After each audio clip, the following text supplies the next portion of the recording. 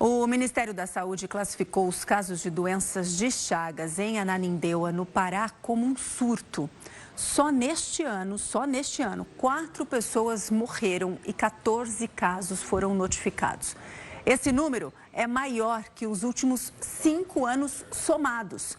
Vamos falar sobre esse assunto agora com a doutora Maria Alaide Rivera, cardiologista e coordenadora de arritmias cardíacas da Sociedade Brasileira de Arritmias Cardíacas. Olá, doutora, uma boa tarde. Seja muito bem-vinda aqui ao Hora News. Muito obrigada pelo convite. Boa tarde a todos. E vamos conversar um pouco sobre esse tema tão importante. Exatamente, doutora, muito importante e sério, né? Porque os dados da Secretaria de Saúde Pública lá do Pará mostram que o aumento de casos registrados até o momento em Ananindeua, apenas agora em janeiro, representa aí cerca de 30% de todos os casos do ano passado. Doutora, quais são os fatores que explicam o que aconteceu, o que explicam esse aumento repentino dos casos de doenças de Chagas em Ananindeua logo agora, no início de 2026?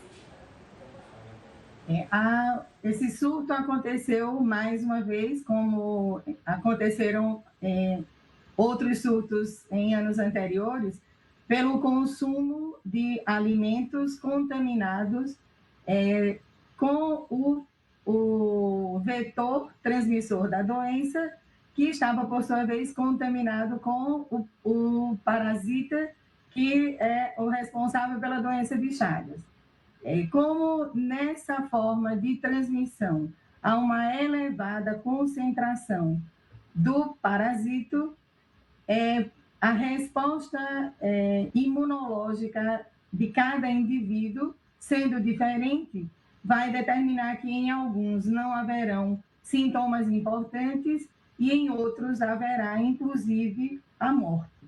Doutora, fala pra gente quais são os sintomas da doença de Chagas. Uma pessoa que consumiu, por exemplo, açaí, o que tem que chamar a atenção quando sentir? Quais são os principais sintomas? O principal sintoma é a febre, como acontece em todos os casos de doenças transmitidas por vírus, bactérias, protozoários, como é esse caso.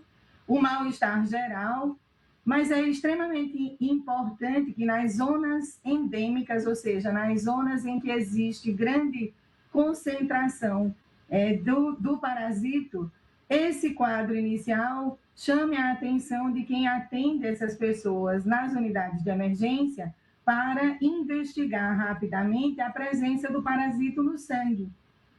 Porque o diagnóstico ele é feito facilmente pesquisando no sangue periférico, entre uma lâmina e uma lamínula, que vai mostrar a presença do parasito, e o tratamento nesse momento salvará a pessoa com certeza.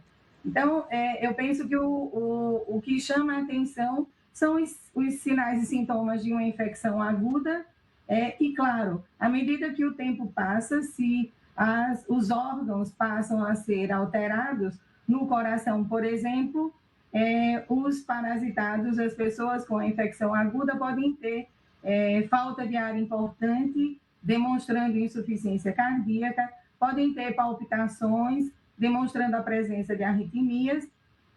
E em crianças muito pequenas, há a possibilidade de infecção do sistema nervoso central e o aparecimento de meningite, e essa é, em crianças de até 2 anos de idade, uma das causas muito importantes de morte. Enquanto em pessoas de mais idade, a infecção mesmo aguda nessa fase pode levar à morte por insuficiência cardíaca ou arritmias graves. Doutora, muito obrigada pelas explicações. E qual é a forma de transmissão? É transmitido pelo barbeiro, mas de que forma isso é transmitido? E por que é associado a uma comida tipicamente lá de Belém, do Pará, que é o açaí? É falta de higiene? O que é? Na realidade, o alimento em si não tem nada a ver. O que tem a ver é a presença desse inseto em cujo interior, em cujo trato digestivo se encontra o Trypanosoma cruzi, que é o responsável pela doença, e esse alimento que é triturado, mas ele não é cozido, não é processado, não é, portanto, purificado no sentido da retirada desses parasitos, é ele quem leva, na realidade é o processo em si que leva à contaminação humana, e a transmissão da doença se faz, portanto, pela ingestão desse alimento não processado, contaminado, que ultrapassa as barreiras digestivas e chega, portanto, ao sangue e a partir daí aos demais órgãos, gerando as respostas mais individuais. É muito bom, muito importante deixar claro, como a senhora disse, não é o açaí, o transmissor, nada disso, não é mesmo? É o barbeiro que às vezes ali coloca as fezes e aí não é bem higienizado, preparado, que pode provocar aí a doença de Chagas. Ao sentir os sintomas que a senhora acabou de relatar, as pessoas precisam procurar atendimento médico. Como é o tratamento da doença de Chagas e quais as chances, não é mesmo, assim que começa o tratamento desse paciente se recuperar? A febre é sempre um indício de que existe um processo infeccioso. Quando ela é associada a um mal-estar intenso, eu penso que isso deve levar as pessoas a procurar o atendimento médico. E como eu falei anteriormente, em áreas onde existe a possibilidade de contaminação pelo parasito da doença de Chagas, essa deve ser uma hipótese que os profissionais de saúde devem ter em mente para pesquisá-la nesse indivíduo com esse quadro agudo.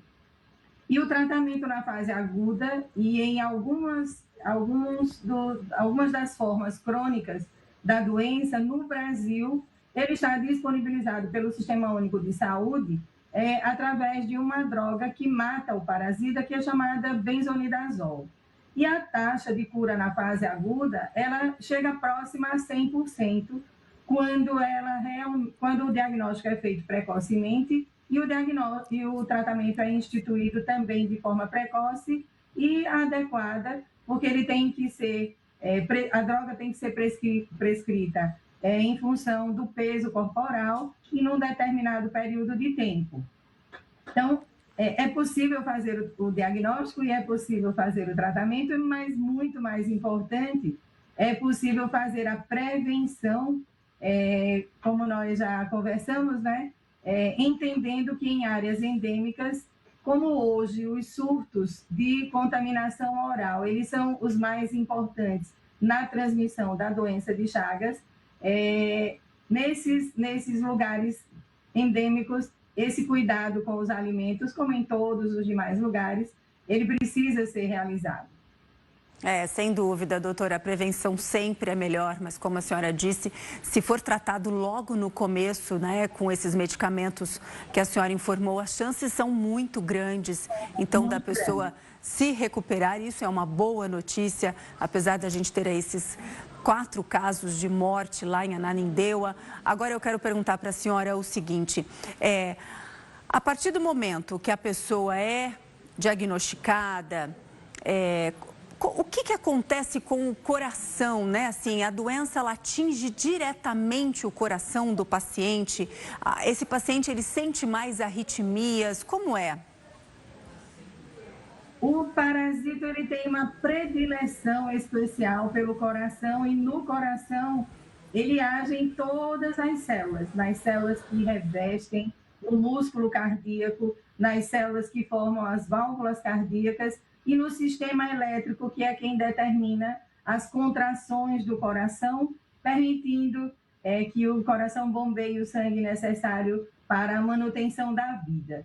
Então, agudamente, todos os tecidos do coração, eles são alterados e em alguns pacientes, essas alterações são de tão grande importância que pode haver dilatação do coração, as válvulas podem ter alguma alteração e podem aparecer arritmias e o paciente pode então ter casos graves de insuficiência cardíaca ou até de arritmias que podem levá-lo à morte.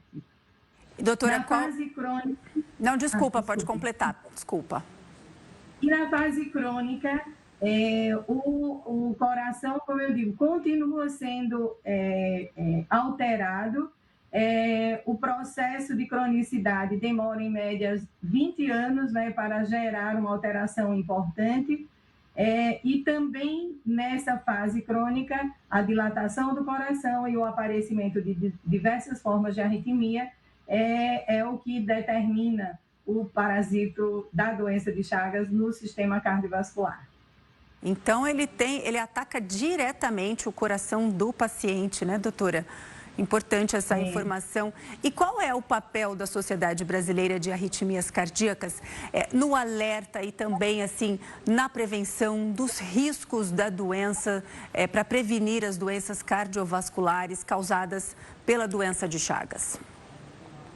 Eu penso que a Sociedade Brasileira de Arritmias Cardíacas tomou uma posição de extrema importância nesse momento em que aconteceu mais um surto, né, agudo de doença de Chagas, e no qual, em 40 casos que foram notificados, ocorreram 4 mortes. E se nós pensarmos que na fase aguda da doença, em geral, a mortalidade gira em torno de 2%, nós tivemos agora uma mortalidade de 10%. É uma situação de gravidade extrema, né?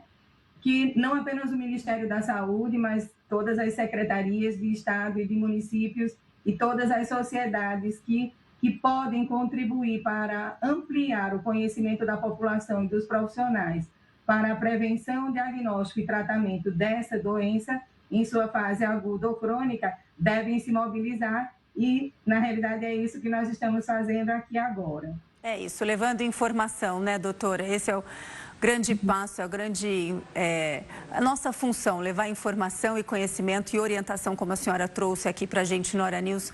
Quero te agradecer muito, doutora Maria Laide, muito obrigada, viu, pela sua participação e todas as suas informações aqui no Hora News, na Record News. Volte sempre. Eu agradeço o convite e vamos nos encontrar sim. Muito obrigada, uma ótima tarde para a senhora.